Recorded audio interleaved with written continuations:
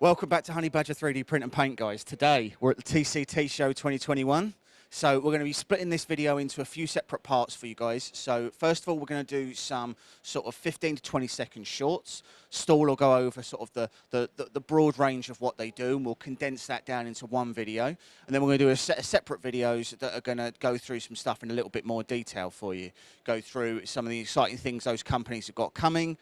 Got some things that they're showcasing at the show. There's lots and lots of different stuff here. So for anyone who hasn't been before, this is a real mixture, the TCT show. So you've got a lot of industrial application, you've got a lot of SLS, you've got new technology, you've got new suppliers, new types of filament, new material types, and all sorts of things. So before we get started, roll those credits.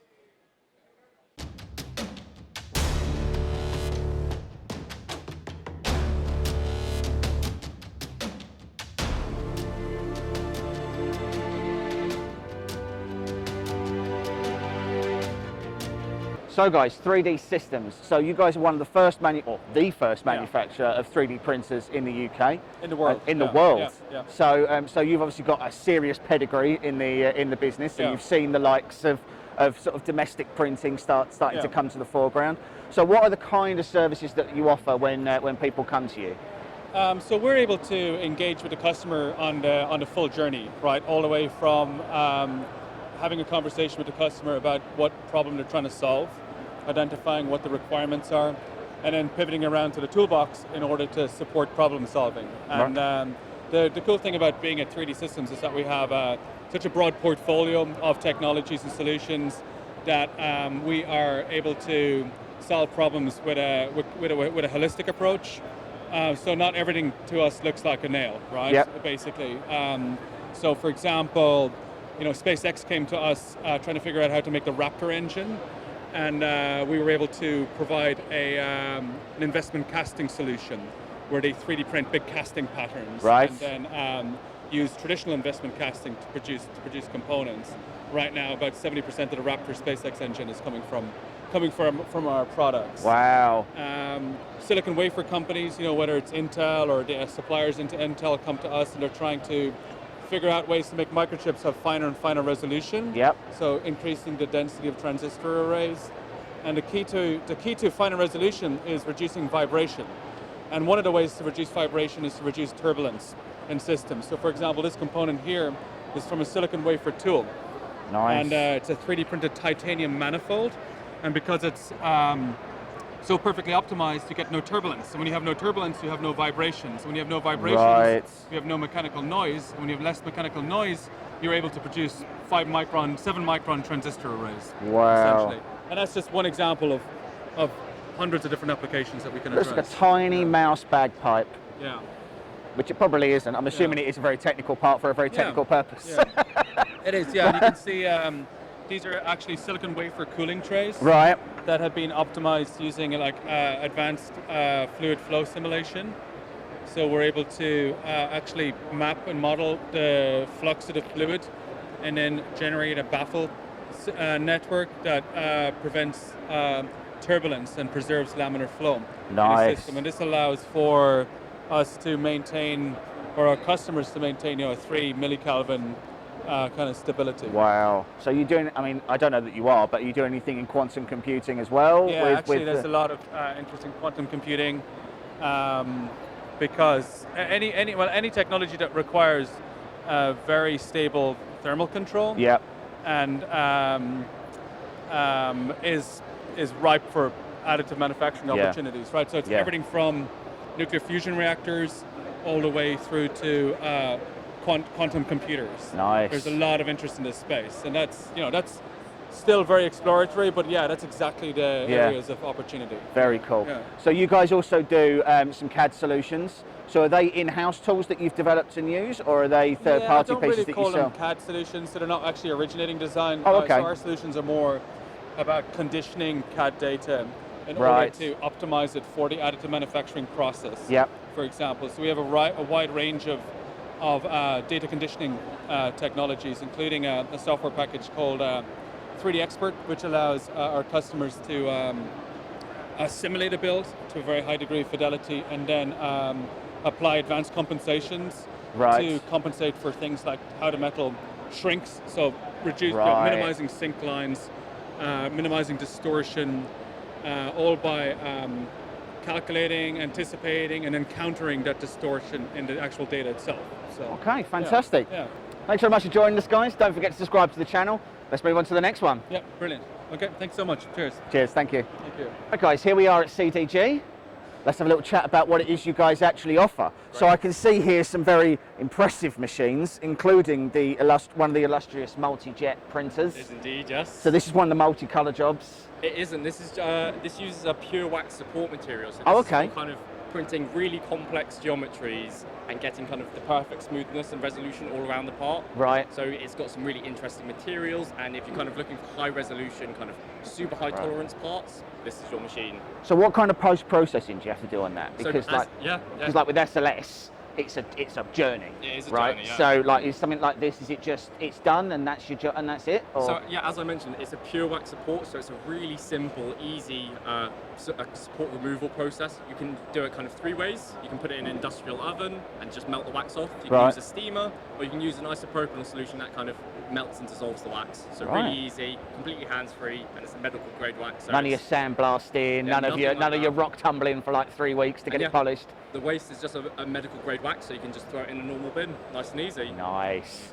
And then we have things like this guy. Yes. So, what's this one? So this is the figure 4. So this machine there and this machine here are the same. They're kind of, that's the son, that's the dad, the bigger version.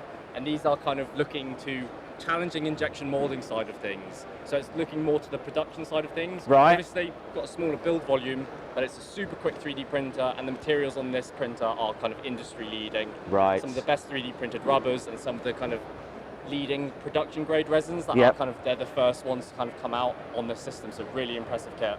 So is this like that? Is this that clip technology where it's like continuous litho in a dinner thingy?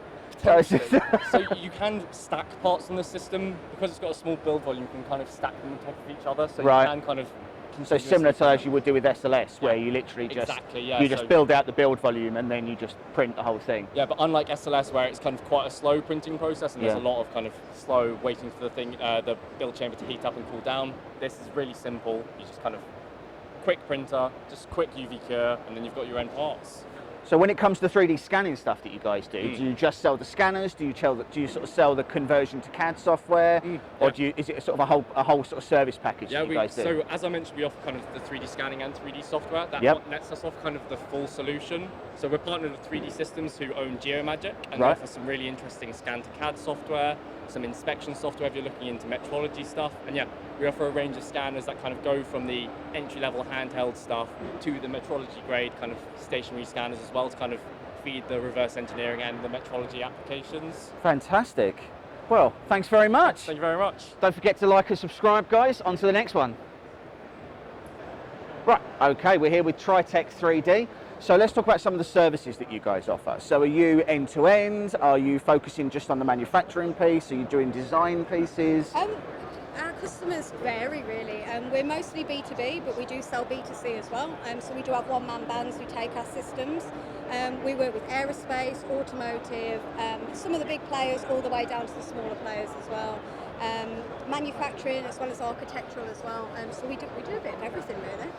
Nice. So are you offering sort of software partnerships, or is it really the hardware side that you guys focus on? So we currently do the hardware. Our partner CADspec Limited do Autodesk software, so we can go straight from design all the way to manufacture.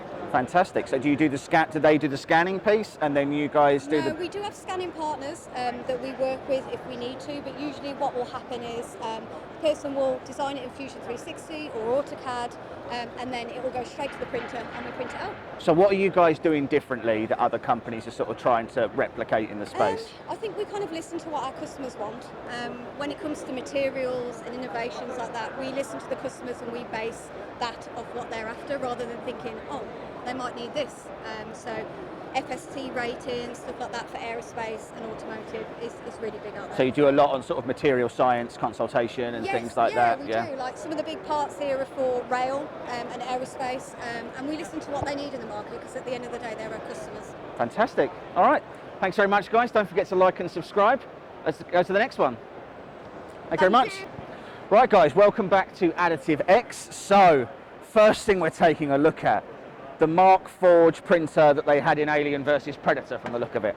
So, what's this about, especially? So, that's Markforged are known for their strength, so they're printing continuous fibres, Kevlar, carbon fibre, fiberglass. There are a lot of companies out there that say they're printing carbon fibre, which is almost like an infused carbon fibre into a nylon. Yeah. These guys actually do continuous fibres, so you can see that in the Kevlar there, which gives it real high strength printing, enough for things like lifting jigs, etc. Yep. So they print in continuous fibres, but also in metal. Now this machine here is the Markforged X7 Field Edition. So they sell the Markforged X7 for industry, but this one, due to the Pelican case, is aimed at remote locations, at places like, I'm going to say wind farms, at the MOD. Like disaster response kind of thing. Absolutely. And all that sort of stuff, printing in 5 to 10 minutes. Your files are saved on the machine. It's got everything you need in there, the printer, the materials, the tools. So it's quick deployment, quick up and running, literally your inventory in a box solution. I think my favourite thing about this is we're printing industrial level, disaster relief kind of stuff, and what we have in the Pelican case is a Pritt stick. What I would say is, if you don't need to overcomplicate it, go on. Exactly. Yep. Absolutely. Yeah. If it does the job. I was half expecting to see like one of those little pairs of blue pliers that you get with the Crealities. Yeah, well, just like stuffed in the side of the toolkit. If it works, it works. Absolutely. Yeah, absolutely. But there's not many printers on the market that can print lifting jigs, which can lift 960 kilo. I mean, that's an insane finish as well. Yeah, like bearing in mind, straight off the machine, no finishing done. 960 kilo straight off this unit. And you can imagine that being out in the field is a really, really attractive proposition. See, my only experience of Markforged, my only experience with Markforged is there's a chap who goes down to 3D Filament, one of our sponsors, and he prints stuff for classic Porsches. So he does a lot of end-of-life products, and he does a lot of material pieces there. He's actually got something more like that one, I think, more like your metal one. Yeah, that's £16,000. Yeah, something like that. But it's one of those ones where people say £16,000, that's insane. I'll just go out and buy, a domestic machine. But you can't compare the two. No. And to be clear, the £16,000 machine that he bought, he paid for in 4 orders of what he was doing.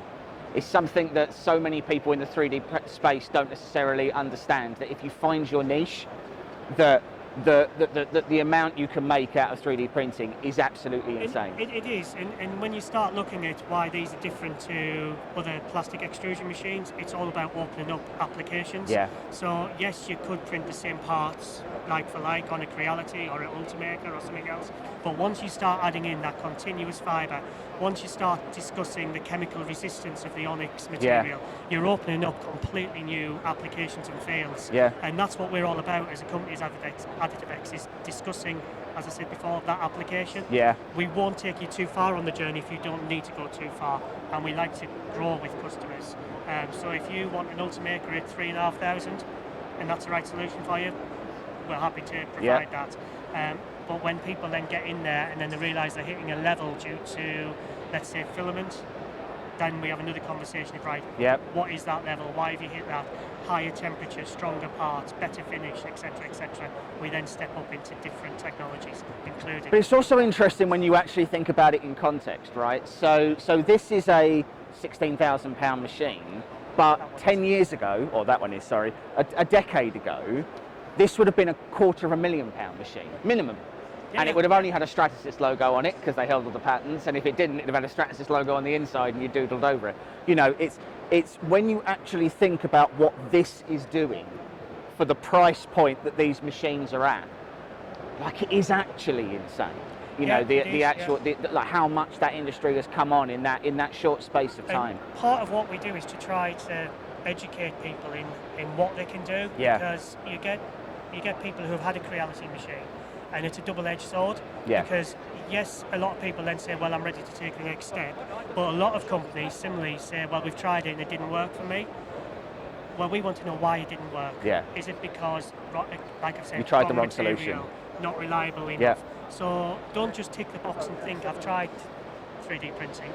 you really need to think of, right, I've tried that type of, now I need to look at something different, and that's where we come in. Fantastic. All right, guys, thanks for joining us. Don't forget to like and subscribe. We'll see you on the next one. Thank you. Cheers, man. Thank you. Okay, guys, we're here with E3D. So let's talk Chimeras. So is this the original version of the Chimera, or is this a new one now? No, it's a new one. So the main thing we're releasing today is a what we're calling heater core. So it's a new system for toollessly and one-handedly quickly changing out nozzles. And we fitted that onto Chimera. So if you see this guy down here, we've got one fitted here. Yep. So it's an integrated heater and sensor, which is the black bit. Yep. And then the nozzle assembly, which you can see one of them Yeah. here, just screws in and out. That is cool. So it's literally like a quick release that you unscrew. Yeah. And then exactly. Completely toolless, so you don't have to get out your hex wrenches or your, what is it, like an 8mm socket or something I can never find. Yes, 7mm socket. This is extra difficult. So no 7mm sockets, no spanners, no heating things up to 300 degrees, no gloves, anything like that. Nice. So all nice and safe, done at room temperature. So that's a significantly smaller heat block as well than before. Yeah. So it's if I can give you the mic. Yeah, absolutely. So if I pop off all the socks here, you can see all the naked bits underneath. So before, where we had a separate block heater sensor, we've now got we borrowed some stuff from the PCB manufacturing industry, and we've got a printed ceramic heater that we've then tucked a sensor into. So it's one assembly that is heater and sensor. So what do you do when the sensor breaks? Or just does it not break? Is that the is that the pitch? We've taken steps to, obviously we realise that integrating them has some drawbacks, but it also has some huge advantages as well. So obviously it's way smaller. We're able to make it more cost effectively at higher volumes, which is kind of where we want to be going in the future. But in order to mitigate the weak wires, stuff like that, the wires are at the top. Yep. So away from all the molten plastic. And under this bit of silicone sleeving, there's a metal strain relief that holds the wires tightly. Right, so okay. You're less likely to get your wires stuck in plastic blobs. And if you do, there's like a big chunk of metal that's going to stop the wires snapping. Stop the wires from coming off. But the benefits you get with the smaller heater is, it's smaller, but then it's able to heat up much quicker as well. Yep. So you can go from like room temperature up to 240 in about 40 seconds. So right. It's like, I want to print right now, and off it goes. Fantastic. So then let's talk the new E3D. So the E3D. The Chimera. The Chimera. Yeah, the new Chimera. So so what's new about it? Have we sort of improved airflow pieces? What's the deal? No, not a huge amount. So obviously the stuff I've just been talking about, we fitted that onto it. Yeah. So there's that. But the main thing we're doing, and we're releasing in a couple of months, is a lightweighted version. Yeah. So we've done a lot of work with our motor supplier to skinny that right down, so you can see the two next to each other. Yeah, significantly different. Yeah, the revised one is about 100 grams lighter. Right. So 250 grams versus 350, which is a significant difference, right? So I know. So I know that when you have higher mass on your hot end and you're trying to throw it about quicker, you introduce vibrations and everything else, it slows it down overall. So that's the application for the lighter version. Yeah. So what's the application for the heavier version? Well, we've got the heavier one here just to kind of show, side by each. Right, okay, so fair enough. So this will become the standard one in a couple of months. Right, okay, fair enough. Obviously with the smaller motor, there is slightly less drive, but we think the smaller one will cover about 99% of the applications. So people who want to use a super volcano and be pushing plastic through at a ridiculous rate, you might still want the bigger one. Right, okay, but so it's literally the torque application. So it's if you've got a specific use case for the big guy, then you bring that in, and if you don't, then you go for that. Yeah, exactly. All right, fantastic. Well, thanks very much for joining us, guys. Don't forget to like and subscribe. We'll see you on the next one. Thanks so much. Cheers, man. Right, guys and dolls, so that was the TCT show. So what did we think? Was it worth the trip? I don't know. So I mean, I'm going to be honest and say this was really heavy on the manufacturing side. So this was a real industry focused, a lot of B2B companies selling to other companies, and a lot of service-based pieces. Obviously on the channel, we try to focus on consumer/prosumer. So there's definitely some stuff in there that was really interesting. I really liked seeing the new Opus from Photocentric.